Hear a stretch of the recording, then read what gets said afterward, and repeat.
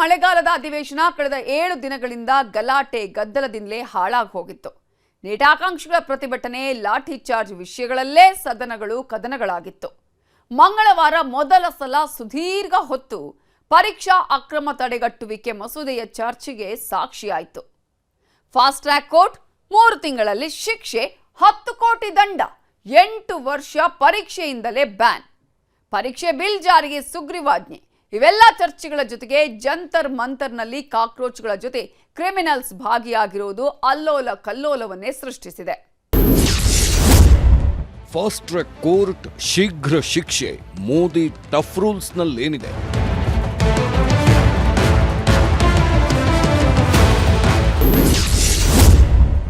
ಹತ್ತು ಗಂಟೆ ಚರ್ಚೆ, ಕೋಲಾಹಲ, ಪರೀಕ್ಷೆ ಬಿಲ್ ಜಾರಿಗೆ ಸುಗ್ರೀವಾಜ್ಞೆ.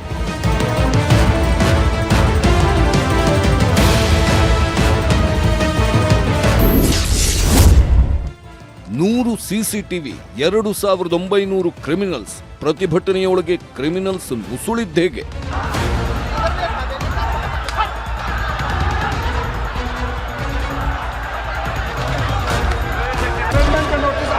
इसका मतलब कई सदस्य इस महत्वपूर्ण बिल पे अपना मत रखना चाहते हैं। टास्क फोर्स और इतने बुद्धिजीवी लोगों को, और ये पहले से बुद्धिजीवी लोग रहे हैं सदन में या उन्होंने बहुत अच्छे स्थानों पे काम किया है, सरकार आज क्यों बना रही है? 2014 में क्यों नहीं बनाई? ನೀಟ್ ಪ್ರಶ್ನೆ ಪತ್ರಿಕೆ ಸೋರಿಕೆ ಆಯಿತು. 21 ನೀಟ್ ಆಕಾಂಕ್ಷಿಗಳು ಆತ್ಮಹತ್ಯೆ ಮಾಡಿಕೊಂಡ್ರು. ದೆಹಲಿಯಲ್ಲಿ ಪ್ರತಿಭಟನೆಗಳು, ಹೋರಾಟಗಳು ಆಯಿತು. ಶಿಕ್ಷಣ ಸಚಿವ ಧರ್ಮೇಂದ್ರ ಪ್ರಧಾನ್ ರಾಜೀನಾಮೆನೂ ಕೊಟ್ಟರು.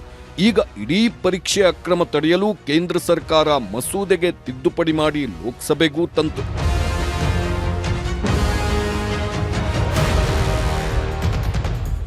ವರ್ಷಗಳ ಕಠಿಣ ಪರಿಶ್ರಮ, ಎಷ್ಟೋ ರಾತ್ರಿಗಳ ನಿದ್ದೆ, ತಂದೆ ತಾಯಿಯರ ಬೆವರಿನ ಶ್ರಮ, ಇವೆಲ್ಲವೂ ಕೆಲವೇ ಪಾಪಿಗಳ ಪೇಪರ್ ಲೀಕ್ ಕರ್ಮಕಾಂಡದಿಂದ ನೀರಲ್ಲಿ ಮಾಡಿದ ಹೋಮದಂತಾದಾಗ ವಿದ್ಯಾರ್ಥಿಗಳ ಭರವಸೆ ಸಹಜವಾಗಿಯೇ ಮುರಿದು ಬೀಳುತ್ತೆ. ನೀಟ್ ಯುಜಿ ಪರೀಕ್ಷೆ ಪೇಪರ್ ಲೀಕ್ ಬಳಿಕ, ವಿದ್ಯಾರ್ಥಿಗಳ ಉಗ್ರ ಹೋರಾಟದ ಬಳಿಕ ಮೋದಿ ಸರ್ಕಾರ ನಕಲಿ ಮಾಫಿಯಾಗಳ ಹೆಡೆಮುರಿ ಕಟ್ಟೋ ಕಾರ್ಯ ಶುರು ಮಾಡಿತು. ವಿಪಕ್ಷಗಳ ಭಾರೀ ಹಂಗಾಮದ ಮಧ್ಯೆ ಕೇಂದ್ರ ಸಚಿವ ಜಿತೇಂದ್ರ ಸಿಂಗ್ ಲೋಕಸಭೆಯಲ್ಲಿ ಹೊಸ ಕಠಿಣ ಕಾನೂನು ಮಂಡಿಸಿದ್ರು. The public examinations bracket prevention of unfair means amendment bill 2026 to amend the public examination prevention of unfair means bill 2024. मैं फाइनली फिर से अपील करता हूं कांग्रेस पार्टी को और विपक्ष के साथियों को कि हंगामा करके स्टूडेंट्स के लिए इतना बड़ा बिल लेके आ रहे हैं, स्टूडेंट्स का फ्यूचर सिक्योर करने के लिए इतना महत्वपूर्ण बिल लेके आया है. ये public examination prevention of unfair means amendment bill जो आया है, ये ऐतिहासिक है. ಬಿಲ್ ಮೇಲೆ 10 ಗಂಟೆ ಚರ್ಚೆ, ಸಂಸತ್ನಲ್ಲಿ ವಿಪಕ್ಷಗಳ ಕೋಲಾಹಲ. जो सदन विरोध में ना गए, मेरे विचार में निर्णय हवालों के पछुआ हवालों. ಸಾರ್ವಜನಿಕ ಪರೀಕ್ಷೆಗಳ ಅಕ್ರಮ ತಡೆಗಟ್ಟುವಿಕೆ ತಿದ್ದುಪಡಿ ವಿಧೇಯಕವನ್ನ ಸೋಮವಾರ ಲೋಕಸಭೆಯಲ್ಲಿ ಪ್ರಧಾನಿ ಕಾರ್ಯಾಲಯದ ರಾಜ್ಯ ಸಚಿವ ಜಿತೇಂದ್ರ ಸಿಂಗ್ ಮಂಡಿಸಿದ್ರು. ಆದ್ರೆ ಮಸೂದೆ ಮಂಡನೆಯಾಗ್ತಿದ್ದಂತೆ ಪ್ರತಿಪಕ್ಷ ಸದಸ್ಯರು ಗಲಾಟೆ ಎಬ್ಬಿಸಿದ್ರು. ಸಚಿವ ಅಮಿತ್ ಶಾ ಸದನಕ್ಕೆ ಬರಬೇಕು, ಅಮಿತ್ ಶಾ ಖುದ್ದು ಉತ್ತರ ಕೊಡಬೇಕು, ವಿದ್ಯಾರ್ಥಿಗಳ ಕ್ಷಮೆ ಕೇಳಬೇಕು ಎಂದು ಪಟ್ಟು ಹಿಡಿದ್ರು.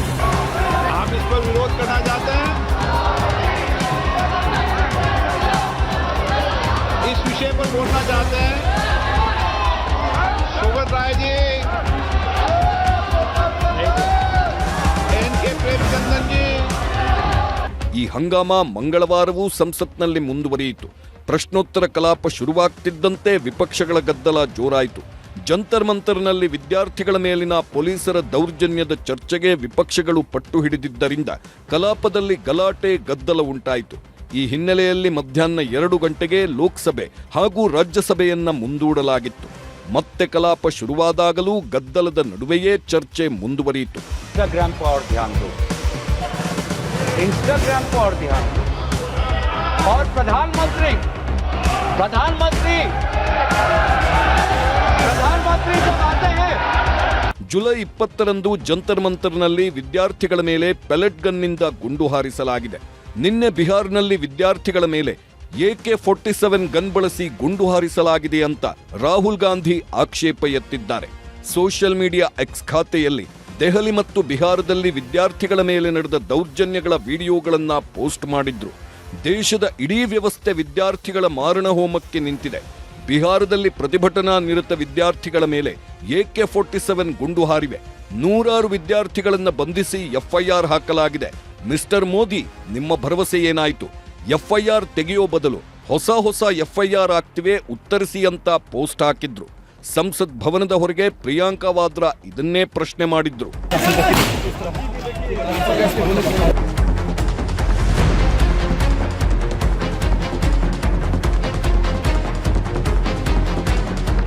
हद हो गई है ये. इन्होंने अभी भी FIR दर्ज की है स्टूडेंट्स के खिलाफ. शायद कल रात को या आज सुबह बिहार में, बंगाल में. तो ये अपनी आदतों से बाज तो आए नहीं हैं. और मैंने सुना है, वेरीफाइड नहीं है, लेकिन मैंने सुना है कि जो लड़कियां गई थी प्रोटेस्ट में, कई लड़कियों के पेरेंट्स को फ़ोन आ रहे हैं, उनको धमकाया जा रहा है कि तुमने अपनी लड़कियों को भेजा. क्या मतलब है? क्या हमारे देश में लड़की प्रोटेस्ट नहीं कर सकती? क्या मतलब है? ಲೋಕಸಭೆಯಲ್ಲಿ ನೀಟ್ ಅಕ್ರಮದ ಬಗ್ಗೆ ಗಂಭೀರ ಚರ್ಚೆ ಆಗ್ತಿದೆ. 10 ಗಂಟೆಗಳ ಕಾಲ ಚರ್ಚೆಗೆ ನಿರ್ಧಾರವಾಗಿದ್ದು ಪ್ರತಿಪಕ್ಷಗಳು ಇದಕ್ಕೆ ಆಕ್ಷೇಪ ವ್ಯಕ್ತಪಡಿಸಿವೆ. ಪ್ರಧಾನಿ ಹಾಗೂ ಗೃಹ ಸಚಿವರು ಇಲ್ಲದೆ ಚರ್ಚೆ ಬೇಡ ಅಂತ ವಿಪಕ್ಷ ಸಂಸದರು ಟಕ್ಕರ್ ಕೊಟ್ಟಿದ್ದಾರೆ.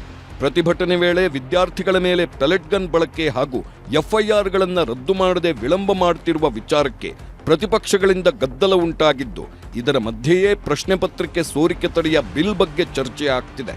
ಪ್ರಶ್ನೆ ಪತ್ರಿಕೆ ಸೋರಿಕೆ ಮಾಫಿಯಾವನ್ನ ಮಟ್ಟಹಾಕಲು ಕೇಂದ್ರ ಸರ್ಕಾರ ಜಾರಿಗೆ ತರಲು ಉದ್ದೇಶಿಸಿರೋ ಟಫ್ ರೂಲ್ಸ್ನಲ್ಲಿ ಏನೇನಿದೆ ಅಂತ ನೋಡೋದಾದ್ರೆ, ಹೊಸ ಸಾರ್ವಜನಿಕ ಪರೀಕ್ಷೆಗಳ ತಿದ್ದುಪಡಿ ಮಸೂದೆಯ ಪ್ರಕಾರ ಈ ಮಾಫಿಯಾದ ದೋಷಿಗಳಿಗೆ ಇನ್ಮುಂದೆ 10 ವರ್ಷಗಳವರೆಗೆ ಕಠಿಣ ಶಿಕ್ಷೆ ವಿಧಿಸಲಾಗುತ್ತೆ. ಮಾತ್ರವಲ್ಲ, ಪೇಪರ್ ಲೀಕ್ನ ಇಡೀ ಸಿಂಡಿಕೇಟ್ ವಿರುದ್ಧ 10 ಕೋಟಿ ರೂಪಾಯಿವರೆಗೆ ದಂಡ ವಸೂಲಿ ಮಾಡಲಾಗುತ್ತೆ. ಜೊತೆಗೆ ಪೇಪರ್ ಲೀಕ್ನಿಂದ ಲಾಭ ಪಡೆದ ಅಪರಾಧಿಗಳ ಎಲ್ಲ ಆಸ್ತಿ ಜಪ್ತಿ ಮಾಡಲಾಗುತ್ತೆ. ಇನ್ನು ಪ್ರಕರಣದ ತನಿಖೆ ನಡೆದು ಚಾರ್ಜ್ ಶೀಟ್ ಸಲ್ಲಿಕೆಯಾಗಿ 3 ತಿಂಗಳ ಒಳಗೆ ಕೋರ್ಟ್ ತೀರ್ಪು ಕೊಡಬೇಕಾಗುತ್ತೆ. ಒಂದು ವೇಳೆ ಪರೀಕ್ಷೆ ರದ್ದಾದ್ರೆ ಅದರಿಂದಾಗುವ ಎಲ್ಲ ನಷ್ಟವನ್ನು ದೋಷಿ ಏಜೆನ್ಸಿಯಿಂದಲೇ ಭರಿಸಬೇಕಾಗುತ್ತೆ. ಹಾಗಾದ್ರೆ ಈವರೆಗಿದ್ದ ಕಾನೂನಿಗಿಂತ ಹೊಸದಾಗಿ ಜಾರಿಗೆ ಬರುತ್ತಿರೋ ಕಾನೂನು ಎಷ್ಟರ ಮಟ್ಟಿಗೆ ಕಠಿಣವಾಗಿದೆ? ಹಳೆಯ ಮತ್ತು ಹೊಸ ಕಾನೂನಿಗಿರೋ ವ್ಯತ್ಯಾಸಗಳ ಬಗ್ಗೆ ನೋಡೋದಾದ್ರೆ, ಹೊಸ ಕಾನೂನಿನ ಪ್ರಕಾರ ಅಪರಾಧಿಗಳಿಗೆ 5 ರಿಂದ 10 ವರ್ಷಗಳವರೆಗೆ ಜೈಲು ಶಿಕ್ಷೆ ವಿಧಿಸಲಾಗುತ್ತೆ. ಆದರೆ ಹಳೆಯ ಕಾನೂನಿನಲ್ಲಿ ಕೇವಲ 2 ರಿಂದ 5 ವರ್ಷಗಳವರೆಗೆ ಮಾತ್ರ ಜೈಲು ಶಿಕ್ಷೆಯ ಅವಕಾಶವಿತ್ತು. ಹೊಸ ಕಾನೂನಿನಲ್ಲಿ ಅಪರಾಧಿಗಳು 5 ರಿಂದ 10 ಕೋಟಿ ರೂಪಾಯಿವರೆಗೆ ದಂಡ ವಿಧಿಸಬೇಕಾಗುತ್ತದೆ. ಆದರೆ ಹಳೆಯ ಕಾನೂನಿನಲ್ಲಿ 1 ಕೋಟಿ ರೂಪಾಯಿವರೆಗೆ ಮಾತ್ರ ದಂಡದ ಅವಕಾಶವಿತ್ತು. ಹೊಸ ಕಾನೂನಿನಡಿ ಸರ್ವಿಸ್ ಪ್ರೊವೈಡರ್ ಏಜೆನ್ಸಿಗಳ ತಪ್ಪು ಸಾಬೀತಾದ್ರೆ ಮುಂದಿನ 8 ವರ್ಷಗಳವರೆಗೆ ಪರೀಕ್ಷೆಯನ್ನೇ ನಡೆಸುವಂತಿಲ್ಲ ಎಂಬ ಆದೇಶವಿದೆ. ಆದರೆ ಹಳೆಯ ಕಾನೂನಿನಲ್ಲಿ 4 ವರ್ಷಗಳವರೆಗೆ ಮಾತ್ರ ತಪ್ಪಿತಸ್ಥ ಏಜೆನ್ಸಿಗಳ ಪರೀಕ್ಷೆ ಬ್ಯಾನ್ ಆಗ್ತಿತ್ತು. ಹೊಸ ಕಾನೂನಿನಲ್ಲಿ ತನಿಖೆ ಮತ್ತು ವಿಚಾರಣೆಗೆ 3 ತಿಂಗಳ ಗಡುವು ನೀಡಲಾಗಿದೆ. ಹಳೆಯ ಕಾನೂನಿನಲ್ಲಿ ಇಂಥ ಯಾವುದೇ ಗಡುವು, ಸಮಯ ನಿರ್ಬಂಧವಿರಲಿಲ್ಲ. ಹೊಸ ಕಾನೂನಿನಲ್ಲಿ ಅಗತ್ಯವೆನಿಸಿದ್ರೆ ತನಿಖೆಯನ್ನ ವಿಶೇಷ ತನಿಖಾ ತಂಡಕ್ಕೆ ವಹಿಸುವ ಅವಕಾಶವನ್ನೂ ನೀಡಲಾಗಿದೆ. ಹಿಂದಿನ ತಪ್ಪು ಸರಿಪಡಿಸೋದಕ್ಕೆ ಹೊಸ ಬಿಲ್ಲನ್ನ ಜಾರಿಗೆ ತಂದಿದ್ದೀವಿ ಅಂತ ಲೋಕಸಭೆಯಲ್ಲಿ ಚರ್ಚೆಯಲ್ಲಿ ಭಾಗಿಯಾದ ಕೇಂದ್ರ ಸಚಿವ ಜಿತೇಂದ್ರ ಸಿಂಗ್ ಹೇಳಿದ್ರು. UPA ಸರ್ಕಾರದ ಅವಧಿಯಲ್ಲೂ ದೇಶಾದ್ಯಂತ ಪ್ರಶ್ನೆ ಪತ್ರಿಕೆ ಸೋರಿಕೆಗಳಾಗಿತ್ತು.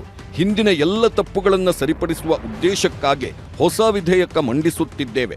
ವಿದ್ಯಾರ್ಥಿಗಳು ದೇಶದ ಆಸ್ತಿ. ವಿದ್ಯಾರ್ಥಿಗಳ ಭವಿಷ್ಯದೊಂದಿಗೆ ಆಟ ಆಡಿದವರನ್ನ ಬಿಡಲ್ಲ. ಫಾಸ್ಟ್ ಟ್ರ್ಯಾಕ್ ಕೋರ್ಟ್ಗಳ ಮೂಲಕ ಪ್ರಶ್ನೆ ಪತ್ರಿಕೆ ಲೀಕ್ ಮಾಡಿದವರಿಗೆ ಕಠಿಣ ಶಿಕ್ಷೆ ನೀಡಲಾಗುತ್ತೆ ಅಂದ್ರು. Regardless of whichever party in power, it is happening in Punjab, it is happening in Karnataka also, whether we name those states or not. So organized crime, that is examination authority or service provider institution, whatever, in that case the imprisonment earlier was 5 to 10 years, it's been increased to 7 to 10 years, and the fine was earlier up to 1 crore, it is now proposed to be increased to 10 crore. और सबसे महत्वपूर्ण बात, जिसका प्रधानमंत्री जी ने video के माध्यम से जिक्र भी किया, to ensure speedy justice we will have special fast track courts established only for the cases dealing with unfair means in examinations. NTA ಮೇಲೂ ಅನುಮಾನ.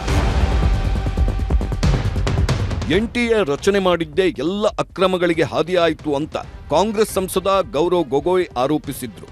NTA ಡಿಜಿ ಅಭಿಷೇಕ್ ಸಿಂಗ್ ವಜಾ ಮಾಡಿದ್ಯಾಕೆ? ಸರ್ಕಾರದ ದೌರ್ಜನ್ಯ ಜಂತರ್ ಮಂತರ್ನಲ್ಲಿ ಅನಾವರಣವಾಗಿದೆ.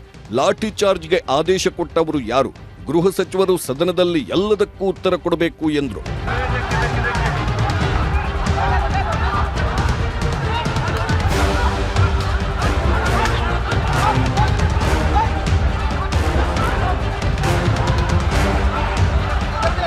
कि जिस मंत्री के तहत में 21 बच्चों ने अपनी जान गंवा दी, आत्महत्या की, जब उसने अपने मंत्री पद से इस्तीफा दिया, कल जब वो सदन में आए आपने उनको ऐसा माला पहनाया ताकि जैसे वो पाकिस्तान से जंग लड़के आए हैं। दुख लगता है सर। आज ये बात प्रधानमंत्री आते हैं इंस्टाग्राम के रील पर, इन सब चीजों पर व्यापक चर्चा करने के बजाय प्रधानमंत्री मोदी जी कहते हैं इंस्टाग्राम पर और ध्यान दो, इंस्टाग्राम पर और ध्यान दो. ಪ್ರಧಾನಿಗೆ ಸನ್ಮಾನ ವರ್ಸಸ್ ಅವಮಾನ. ಒಂದು ಕಡೆ ಮಸೂದೆ ಹಂಗಾಮ, ಇನ್ನೊಂದು ಕಡೆ ವಿದ್ಯಾರ್ಥಿಗಳ ಮೇಲೆ ಪೆಲೆಟ್ ಗನ್ AK-47 ಬಳಸಿದ್ರು ಅಂತ ವಾಗ್ದಾಳಿ. ಇದೆಲ್ಲದರ ಮಧ್ಯೆ ಕೇಂದ್ರ ಶಿಕ್ಷಣ ಸಚಿವ ಸ್ಥಾನಕ್ಕೆ ರಾಜೀನಾಮೆ ಕೊಟ್ಟಿದ್ದ ಧರ್ಮೇಂದ್ರ ಪ್ರಧಾನ್ ಅಧಿವೇಶನಕ್ಕೆ ಬಂದಿದ್ರು. ಬಿಜೆಪಿ ಅವರು ಸನ್ಮಾನಿಸಿದ್ರೆ ಕಾಂಗ್ರೆಸ್ನವರು ಧಿಕ್ಕಾರ ಕೂಗಿದ್ರು.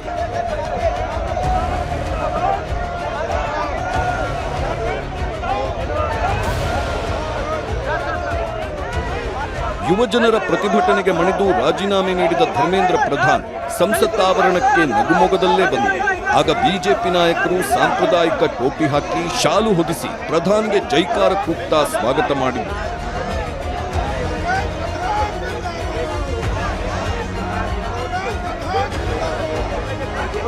ಬಿಜೆಪಿ ಅವರು ಧರ್ಮೇಂದ್ರ ಪ್ರಧಾನ್ರನ್ನ ಸನ್ಮಾನಿಸಿದ್ರೆ ಕಾಂಗ್ರೆಸ್ ಸೇರಿದಂತೆ ಪ್ರತಿಪಕ್ಷಗಳ ಸದಸ್ಯರು ಧಿಕ್ಕಾರ ಕೂಗಿದ್ರು. ಕಳ್ಳ ಕಳ್ಳ ಪೇಪರ್ ಕಳ್ಳ ಅಂತ ಘೋಷಣೆ ಕೂಗಿದ್ರು. नहीं लगता कि शर्मनाक है किन परिस्थितियों ने इन्होंने इस्तीफा दिया और फिर उनका यहाँ पे स्वागत हो रहा है जैसे कोई सुपरस्टार का आगमन हो रहा है. इस सरकार में कोई विश्वास नहीं कर सकता. आज भी स्टूडेंट्स को परेशान किया जा रहा है. मैंने देखा कुछ इंस्टाग्राम के हैंडल जिसमें लड़कियों की फोटो चिपका रहे, मतलब पोस्ट किए हुए और कहा है कि इन लोगों ने ऐसा ऐसा किया. ये क्या बात है? या तो आप बातचीत कर रहे हैं या आप इस समस्या को सुलझाना चाहते हैं या फिर सब स्टूडेंट्स के आप पीछे पड़े हुए हैं और आप उनको दबाना चाहते हैं. अभी भी ರಾಜೀನಾಮೆ ಬಳಿಕ ಸಂಸತ್ಗೆ ಬಂದ ಧರ್ಮೇಂದ್ರ ಪ್ರಧಾನ್ಗೆ NDA ಸದಸ್ಯರು ಸ್ವಾಗತ ಕೋರಿದ ವಿಚಾರಕ್ಕೆ ಕಾಂಗ್ರೆಸ್ ಸಂಸದೆ ಪ್ರಿಯಾಂಕಾ ವಾದ್ರಾ ಟೀಕಿಸಿದ್ದಾರೆ. ಧರ್ಮೇಂದ್ರ ಪ್ರಧಾನ್ ಯಾವ ಪರಿಸ್ಥಿತಿಯಲ್ಲಿ ರಾಜೀನಾಮೆ ನೀಡಿದ್ರು ಎಂಬುದನ್ನು ನೀವು ನೋಡಿರಬಹುದು. ಆದರೂ ಅವರನ್ನ ಇಲ್ಲಿ ಒಬ್ಬ ಸೂಪರ್ ಸ್ಟಾರ್ನಂತೆ ಸ್ವಾಗತಿಸಲಾಯಿತು. ಈ ಸರ್ಕಾರವನ್ನ ಯಾರೂ ನಂಬುವಂತಿಲ್ಲ. ಸರ್ಕಾರ ಇನ್ನೂ ವಿದ್ಯಾರ್ಥಿಗಳ ವಿರುದ್ಧವೇ ಇದೆ ಅಂತ ಹೇಳಿದ್ರು. ನೀಟ್ ಅಕ್ರಮದ ಹಿನ್ನೆಲೆಯಲ್ಲಿ ಸಾರ್ವಜನಿಕ ಪರೀಕ್ಷಾ ತಿದ್ದುಪಡಿ ಮಸೂದೆ 2026 ಲೋಕಸಭೆಯಲ್ಲಿ ಮಂಡಿಸಲಾಗಿದೆ. ಪ್ರಶ್ನೆ ಪತ್ರಿಕೆ ಸೋರಿಕೆ, ಅಕ್ರಮಗಳಲ್ಲಿ ಭಾಗಿಯಾದವರಿಗೆ 10 ವರ್ಷ ಜೈಲು ಹಾಗೂ 10 ಕೋಟಿ ರೂಪಾಯಿ ದಂಡ ವಿಧಿಸಲಾಗುವುದು. ಕೋಚಿಂಗ್ ಸೆಂಟರ್ಗಳ ಆಸ್ತಿ ಮುಟ್ಟುಗೋಲು, ಪರೀಕ್ಷಾ ಕಂಪನಿಗಳು ಕಪ್ಪುಪಟ್ಟಿ ಸೇರಿವೆ. ಪಾರದರ್ಶಕತೆಗಾಗಿ ನಂದನ್ ನೀಲಕಣಿ ನೇತೃತ್ವದಲ್ಲಿ ಕಾರ್ಯಪಡೆ ರಚಿಸಲಾಗಿದೆ.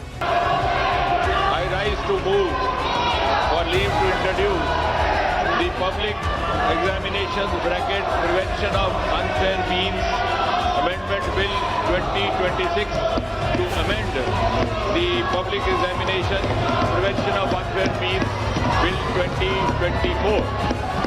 Thank you, Speaker sir.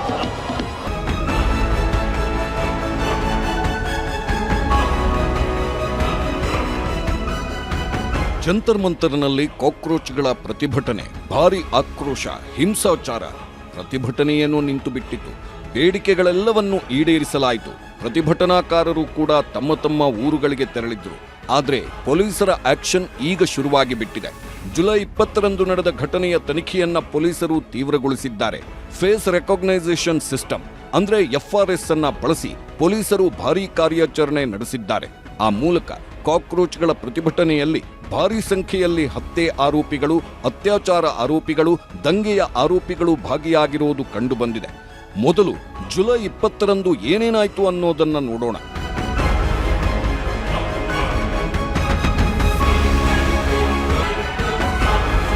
July 20ರಂದು cockroach Janata party ದೆಹಲಿಯ ಜಂತರ್ ಮಂತರ್ನಿಂದ ಸಂಸತ್ ಭವನಕ್ಕೆ ಮುತ್ತಿಗೆ ಯತ್ನ ಮಾಡಿತ್ತು. ಆ ದಿನ ಬೆಳಿಗ್ಗೆ 8ರಿಂದ ಪ್ರತಿಭಟನೆ ಆರಂಭವಾಗಿ ಸಂಜೆ 5 ಗಂಟೆವರೆಗೂ ನಡೆದಿತ್ತು. ದಿನವಿಡೀ ಹಲವು ಕಡೆಗಳಲ್ಲಿ ಪೊಲೀಸರು ಮತ್ತು ಪ್ರತಿಭಟನಾಕಾರರ ಮಧ್ಯೆ ಭಾರೀ ಜಟಾಪಟಿಯೇ ನಡೆಯಿತು. ಬೆಳಿಗ್ಗೆ 10ಕ್ಕೆ ಪ್ರತಿಭಟನಾಕಾರರು ಬ್ಯಾರಿಕೇಡ್ಗಳನ್ನು ಮುರಿದು ಒಳನುಗ್ಗಲಾರಂಭಿಸಿದ್ರು. ಸಂಸತ್ ಭವನದತ್ತ ಜಾಥಾ ಶುರುವಾದಾಗ ಪೊಲೀಸರ ಜೊತೆ ಭಾರೀ ಚಕಮಕಿ ನಡೆಯಿತು. ಬಳಿಕ ಸಂಸತ್ ಭವನದ ಬಳಿ ಪೊಲೀಸ್ ಭದ್ರತೆಯನ್ನ ಭಾರೀ ಪ್ರಮಾಣದಲ್ಲಿ ಹೆಚ್ಚಿಸಲಾಯಿತು. ಸಂಸತ್ ಭವನದ ಮುಖ್ಯ ಗೇಟನ್ನ ಬಂದ್ ಮಾಡಲಾಯಿತು. ಪೊಲೀಸರು ಪ್ರತಿಭಟನಾಕಾರರತ್ತ ಅಶ್ರುವಾಯು ಪ್ರಯೋಗಿಸಿದ್ರು. ದೆಹಲಿ ಪೊಲೀಸರ ಪ್ರಕಾರ ಹಲವು ಕಡೆಗಳಲ್ಲಿದ್ದ ಬ್ಯಾರಿಕೇಡ್ಗಳನ್ನ ಮುರಿದು ಹಾಕಲಾಯಿತು. ಪ್ರತಿಭಟನಾಕಾರರು ಸಂಸತ್ ಭವನದತ್ತ ನುಗ್ಗಲು ಪ್ರಯತ್ನಿಸಿದ್ರು. ಈ ವೇಳೆ ಪೊಲೀಸರ ಮೇಲೆ ದಾಳಿಯೂ ನಡೆಯಿತು. ಈಗ ಪೊಲೀಸರು ತನಿಖೆಯನ್ನ ತೀವ್ರಗೊಳಿಸಿದ್ದು ಸುಮಾರು 100ಕ್ಕೂ ಹೆಚ್ಚು ಸಿಸಿಟಿವಿ ಫುಟೇಜ್ ಮತ್ತು ವಿಡಿಯೋಗಳ ಪರಿಶೀಲನೆ ನಡೆಸಿದಾಗ ಈ ಹಿಂಸಾಚಾರದಲ್ಲಿ ಸಾವಿರಾರು ಕ್ರಿಮಿನಲ್ಗಳು ಕೂಡ ನುಸುಳಿರುವುದು ಪತ್ತೆಯಾಗಿದೆ. ಕ್ರಿಮಿನಲ್ಗಳು ಕಾಕ್ರೋಚ್ ಪ್ರತಿಭಟನೆಯೊಳಗೆ ನುಸುಳಿರೋದು ಪೊಲೀಸರ ಫೇಸ್ ರೆಕಾಗ್ನೈಸೇಷನ್ ಸಿಸ್ಟಮ್ ಮೂಲಕ ಕಂಡುಬಂದಿದೆ. ಜುಲೈ 20 ಮತ್ತು 22ರ ಸಿಸಿಟಿವಿ ದೃಶ್ಯಗಳನ್ನು ಪರಿಶೀಲಿಸಿದಾಗ ಪ್ರತಿಭಟನೆಯಲ್ಲಿ 2873 ಶಂಕಿತ ಅಪರಾಧ ದಾಖಲೆಯುಳ್ಳವರು ಭಾಗಿಯಾಗಿರೋದು ಪತ್ತೆಯಾಗಿದೆ. ಹಲವು ಕ್ರಿಮಿನಲ್ಗಳು ಬೇರೆ ಬೇರೆ ದಿನಗಳಲ್ಲಿ ಪ್ರತಿಭಟನಾಕಾರರ ಗುಂಪಿನಲ್ಲಿ ಪತ್ತೆಯಾಗಿದ್ದಾರೆ. ಇನ್ನು ಪೊಲೀಸರು ಹಲವು ಸೋಷಿಯಲ್ ಮೀಡಿಯಾ ಪೋಸ್ಟ್ ಮತ್ತು ಸಿಸಿಟಿವಿಗಳ ತನಿಖೆ ನಡೆಸುತ್ತಿದ್ದಾರೆ. ಈ ಸಿಸಿಟಿವಿ ವಿಡಿಯೋಗಳಲ್ಲಿ ಬ್ಯಾರಿಕೇಡ್ ಮುರಿಯುತ್ತಾ ಗುಂಪು ಮುನ್ನುಗ್ಗುತ್ತಿರೋದು, ಪೊಲೀಸರತ್ತ ಕಲ್ಲು ತೂರುತ್ತಿರೋದು, ಪೊಲೀಸ್ ವಾಹನಗಳನ್ನು ಧ್ವಂಸಗೊಳಿಸಿದ್ದೂ ಕಂಡುಬಂದಿದೆ. ಇನ್ನೂ ಕೆಲವು ಕಡೆ ಪೊಲೀಸ್ ಸಿಬ್ಬಂದಿ ಮೇಲೆ ಪೆಪ್ಪರ್ ಸ್ಪ್ರೇ ಮಾಡಿದ್ದು ಕೂಡ ಪತ್ತೆಯಾಗಿದೆ. ಪೊಲೀಸರ ಪ್ರಕಾರ ದೆಹಲಿಯ ವಿವಿಧ ಭಾಗಗಳಲ್ಲಿ ಹಿಂಸಾಚಾರ ನಡೆಯಿತು. Raisina Road, Sansad Marg, Janpath, Connaught Place, Tolstoy Marg ಮತ್ತು ಜಂತರ್ ಮಂತರ್ ಸುತ್ತಲಿನ ಸಿಸಿಟಿವಿ ಫುಟೇಜ್ಗಳಲ್ಲಿ ಇವೆಲ್ಲ ಹಿಂಸಾಚಾರಗಳು ಸೆರೆಯಾಗಿವೆ. ಈ ವಿಡಿಯೋಗಳ ಆಧಾರದಲ್ಲಿ ಪೊಲೀಸರು ಕ್ರಿಮಿನಲ್ ಹಿನ್ನೆಲೆಯುಳ್ಳವರ ಗುರುತು ಪತ್ತೆ ಮತ್ತು ಘಟನಾ ಕ್ರಮದ ಟೈಮ್ಲೈನ್ ಅನ್ನು ತಯಾರಿಸುತ್ತಿದ್ದಾರೆ. ಪೊಲೀಸರು ಹೇಳುವ ಪ್ರಕಾರ ಹಲವು ವಿಡಿಯೋಗಳಲ್ಲಿ ಪೊಲೀಸರ ಮೇಲೆ ನೇರ ದಾಳಿ ನಡೆಸುವ ದೃಶ್ಯಗಳೂ ಕಾಣಿಸ್ತಿವೆ. ಇದರಲ್ಲಿ ಇನ್ಸ್ಪೆಕ್ಟರ್ ನಂದಕಿಶೋರ್ ಮೇಲೆ ದಾಳಿ, ಎಸಿಪಿ ವಿವೇಕ್ ಭಗತ್ ಜೊತೆ ಚಕಮಕಿ ಮತ್ತು RAF ಜವಾನರ ಮೇಲೆ ನಡೆಸಿದ ಅಟ್ಯಾಕ್ನ ದೃಶ್ಯಗಳೂ ಸೇರಿವೆ.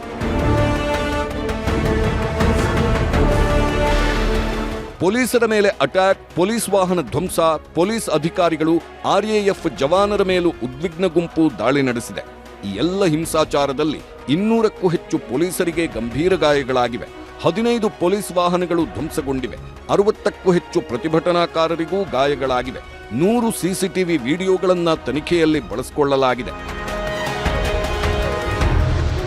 ಈ ಮಧ್ಯೆ ಮತ್ತೊಂದು ಬೆಚ್ಚಿಬೀಳಿಸೋ ವಿಚಾರವೂ ಬೆಳಕಿಗೆ ಬಂದಿದೆ. ಪ್ರತಿಭಟನೆಯ ನಡುವೆ ಪಾಕಿಸ್ತಾನ ಮತ್ತು ಮಲೇಷ್ಯಾದ ಮೂಲಕ 500ಕ್ಕೂ ಹೆಚ್ಚು ಸೋಷಿಯಲ್ ಮೀಡಿಯಾ ಅಕೌಂಟ್ ಸಕ್ರಿಯವಾಗಿದ್ದವು ಅಂತ ಮಹಾರಾಷ್ಟ್ರ ಸೈಬರ್ ವಿಂಗ್ ಸ್ಫೋಟಕ ವಿಚಾರವನ್ನ ಹೇಳಿದೆ.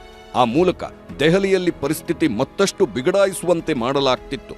ಈ ಬಗ್ಗೆ ತನಿಖಾ ಏಜೆನ್ಸಿಗಳು ತನಿಖೆ ನಡೆಸುತ್ತಿವೆ. ಮಹಾರಾಷ್ಟ್ರದ ಸೈಬರ್ ವಿಂಗ್ಗೆ ದೆಹಲಿ ಹಿಂಸಾಚಾರದ ಬಗ್ಗೆ ಮಹತ್ವದ ಸುಳಿವು ಸಿಕ್ಕಿದ್ದು ಜುಲೈ 20ರಂದು ಪಾಕಿಸ್ತಾನ ಮತ್ತು ಮಲೇಷ್ಯಾದ ಮೂಲಕ 500ಕ್ಕೂ ಹೆಚ್ಚು ಶಂಕಿತ ಸೋಷಿಯಲ್ ಮೀಡಿಯಾ ಅಕೌಂಟ್ಗಳು ಆಕ್ಟಿವ್ ಆಗಿರುವುದು ಪತ್ತೆಯಾಗಿದೆ. ಇನ್ಸ್ಟಾಗ್ರಾಮ್, ಫೇಸ್ಬುಕ್ ಮತ್ತು ಎಕ್ಸ್ ಖಾತೆಗಳ ಮೂಲಕ ಭಾರತದಲ್ಲಿ ದಂಗೆಗೆ ಪ್ರಚೋದನೆ ನೀಡುವಂತಹ ಪೋಸ್ಟ್ಗಳನ್ನು ಹಾಕಿರುವುದನ್ನು ಸೈಬರ್ ವಿಂಗ್ ಪತ್ತೆ ಹಚ್ಚಿದೆ. ಇವೆಲ್ಲ ಆರೋಪಗಳಿಗೆ ದೆಹಲಿ ಪೊಲೀಸರಿಗೆ ಸಿಕ್ಕಿರುವುದು ಸಿಸಿಟಿವಿ ಫುಟೇಜ್, ಫೇಸ್ ರೆಕಾಗ್ನೈಸೇಷನ್ ಸಿಸ್ಟಮ್ ಮತ್ತು ಸೋಷಿಯಲ್ ಮೀಡಿಯಾ ಅಕೌಂಟ್ನಲ್ಲಿ ಸಿಕ್ಕಿರೋ ಆಧಾರಗಳು. ಇವೆಲ್ಲದರ ಬಗ್ಗೆ ತನಿಖೆ ತೀವ್ರಗೊಂಡಿದೆ. ಗುರುತು ಪತ್ತೆಯಾದ ಕ್ರಿಮಿನಲ್ಗಳ ವಿರುದ್ಧ ಕಠಿಣಾತಿ ಕಠಿಣ ಕಾನೂನು ಕ್ರಮ ಕೈಗೊಳ್ಳುವುದು ಪಕ್ಕಾ ಆಗಿದೆ. ಇನ್ನೊಂದೆಡೆ ಪ್ರತಿಭಟನೆಯ ನೇತೃತ್ವ ವಹಿಸಿದ್ದ ಸಂಘಟನೆ ಹಿಂಸೆಯಲ್ಲಿ ಭಾಗಿಯಾದವರಿಗೂ ತಮಗೂ ಸಂಬಂಧವಿಲ್ಲ ಅಂತ ಸ್ಪಷ್ಟಪಡಿಸಿದೆ.